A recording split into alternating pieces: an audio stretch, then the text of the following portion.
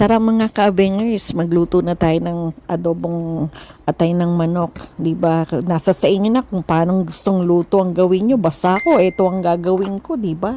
So, syempre gusto ko mapahaba yung video ko, kaya naman po kailangan ginisa ko na, 'di ba? Pero yung iba ginagawa, pinagsama-sama lang nila, hindi tsaka nila pakukuluan.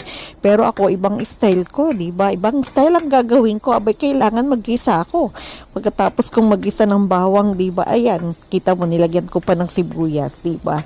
Kaya naman po, sige lang, iluto lang natin ng gusto itong dalawang to, 'di ba? Abay, imagine mo, nagdagdag pa ako ng kamatis. Abay, may budget pa ako ng konti dahil may kamatis, 'di ba? Kumbaga sana, hindi naman talaga ako naglalagay ng kamatis sa adobo. Abay, ito yung special. Imagine, naglagay ako ng kamatis. Aba, may dagdag pang sili. Grabe na to, di ba? Talaga naman po pinai-special natin yung ating adobo. Kaya naman po, wow. Pati yung aroma niya, grabe. Sobrang bango, ha.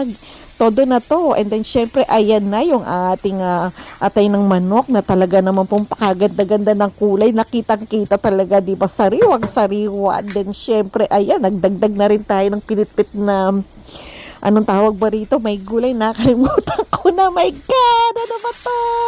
Paminta. Ayan ha. Kita mo naman talagang pinitpit na paminta yan para mas malasa, di ba mga ka-Avengers ko? And then syempre ang bala ko nga dyan talaga, lutuin ko muna ng gusto bago ko ilagay kung ano-anong dapat ilagay. Pero hindi.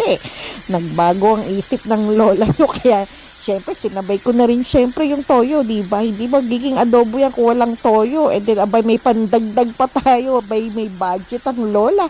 May oyster sauce, ha? Kita nyo naman. And then, meron pa yung seasoning. Kita nyo, wow, talagang mas malaki na yung budget ng lola nyo, di ba? Kumpleto na, may oyster sauce and seasoning pa. Toyo lang, ayos na eh, di ba? Pero ito, hindi, grabe talaga. Special na special ang dating niya. Grabe, di ba?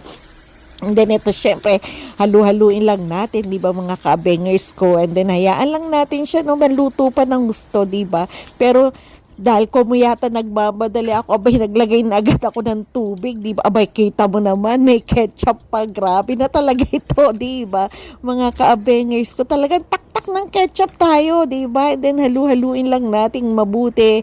And then syempre, pagka sa tingin natin na medyo okay-okay na to, di ba?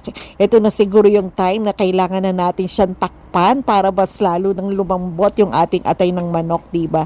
At ayan na nga, tinakpan na natin. Wow, ang bilis naman, kumulo agad, ha. Todo na. Kaya naman anayos-ayos natin, di ba mga ka-Avengers ko? Abay, talaga may budget ang ating adobo ngayon. Meron pa tayong siling green, di ba? Medyo may kamahalan yan, pero nilagyan ko, di ba mga ka-Avengers ko? And then syempre, ito yung pinaka-importanting parte natin, di ba? Titikman na natin. O ayan, approve yan, di ba? Syempre, sino pa bang kakain yan? Niluto natin yan para sa mga anak natin. Kaya naman po, talagang tsak na magugustuhan nila kasi special eh, di ba? O kayo, ano sa tingin nyo? Gusto nyo ba tikman? Tara, kain na tayo!